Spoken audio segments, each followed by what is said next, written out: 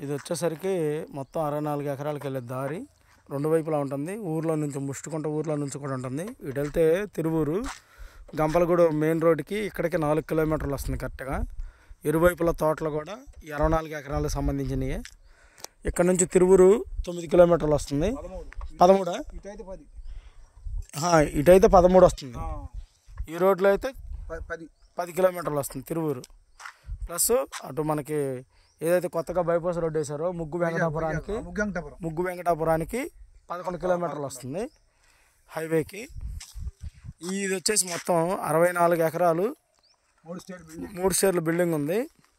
Plus బోర్లు ఉన్నాయి, ఒక 7 బోర్లు ఉన్నాయి, రన్నింగ్లో 5 ఉన్నాయి, 4 ట్రాన్స్ఫారాలు ఉన్నాయి.